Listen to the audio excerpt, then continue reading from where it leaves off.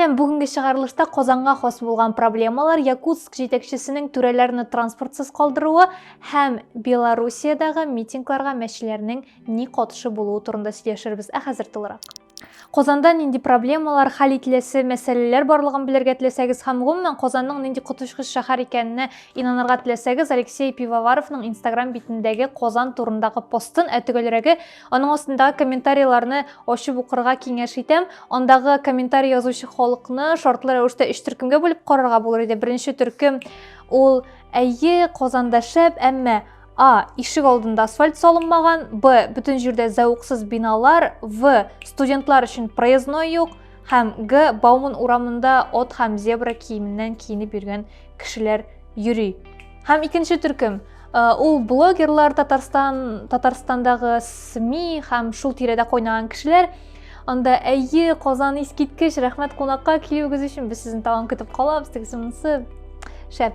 Өченче төркем ул Россия бюджетының регионнарга ни рәвешле бүленүен түгел белеп торган кешеләр һәм аларның барысының да диярлек җөмләләре. Әлбәттә, инде Казанга бүленгән акча башка шәһәрләргә дә бүленсә, алар Казаннан да яхшырак булырлар иде. Тегесенсе, Казанның, Татарстанның донор регион булуы ансы инде беркемгә дә мөһим түгел. Һәм миңа бу ситуацияда иң кызыгы һәм мин моңарчы да игътибар итә идем, Казан пабликларында, ВКонтакте төркемнәрендә, Инстаграмда берәрсе чын күңелдән яки чын күңелдән булмасын да инде Казанны мактап язса, анда комментарийларда шактый халык Казанның нинди котышкыч шәһәр икәнлеге, монда килергә кирәкми, үзегездәгене ютыгыз, шундый әйберләр яза башлыйлар. Һәм бу башка регионнарда да шундый ук хәл микән, халык шундый микән?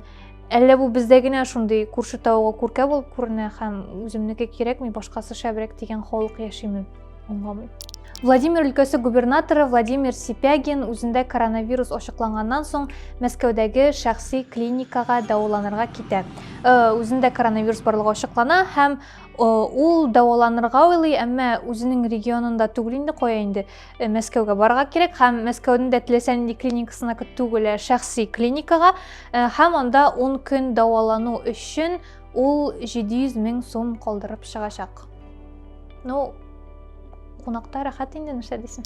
Дәүләт эшлеклеләре темасын дәвам итеп, Якутск җитәкчесе Сардан Авксентьева мэрия бинасын сатарга җыена. Ул әлеге бинаны сатып, Якутск түрәләрен шәһәр читендәге яңа бинага күчерергә тели. Әмма ул бинада һәрбер түрәнең аерым бүлмәсе булмаячак, алар күбесе бер бүлмәдә җыелып утырачаклар.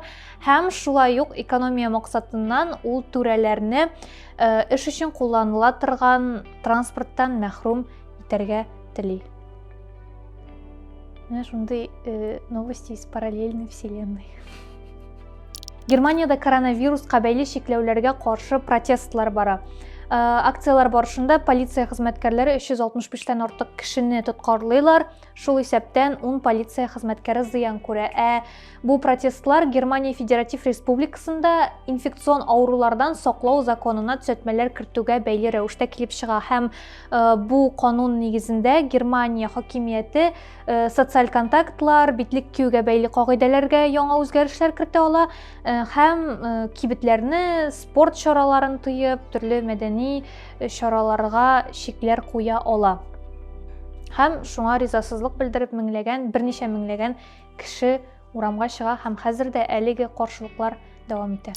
Минск шәһәрендә Моргенштерн концерты барышында берничә кеше БЧБ әләмен җәеп салалар һәм шуңа җавап буларак Моргенштерн миңа сәясәт бөтенләй кызыклы түгел һәм сез минем концертка җыр тыңларга килдегез, кирәкми минем концертымда андай акциялар оештырырга кебек сүзләр әйтә. Һәм шуңа бәйле соңыннан аңа шактый хейт ишелә. Янәсе син ничек шулай битараф кала аласың? Хәзер Белоруссиядә шундый катлаулы чор, ничек шулай ваемсыз булып була, ничек сиңа барыбер була ала һәм шуның ише тәнкыйть сүзләре. Әмма миңа калса, ул ничек бар шулай әйткән һәм аны монда гаепләргә кирәк түгел. Бүтән кеше сәясәт белән кызыксынмый, бу аңа ярырга кирәк, аның шикелле ваемсыз булырга кирәк дигән сүз түгел, әмма аңа кызык түгел икән, ул ничек бар шулай әйткән һәм гомумән менә шулай тәнкыйтьләүче кешеләр башкаларны да нигә син борчылмыйсың, нигә син үз фикереңне белдермисең, сиңа барыбер мәллә дип йөрүче кешеләр, алар күбесе гадәттә җил кайсы шул якка сыгыла торган кешеләр, алар Instagram битләрендә Бүген Black Lives Matter хэштегін қоялар, ертеге Австралиядағы янгыннарны қоялар, бір күнге Хабаровск, ондан соң Минск, һәм гомумән шулай җиңел генә тегендә монда боргаланып йөриләр, әмма асылда шул Инстаграмдагы хэштеглардан һәм постлардан ерак китми инде аларның ярдәмнәре. Шуңа күрә әйдәгез кешене тикшергәнче көзгедә үзегезгә карап торган кешене тикшерә башлыйк беренче булып, аннан соң башкаларга да шират җитәр. Бу Белоруссияга бәйле бердән-бер хәбәр генә түгел.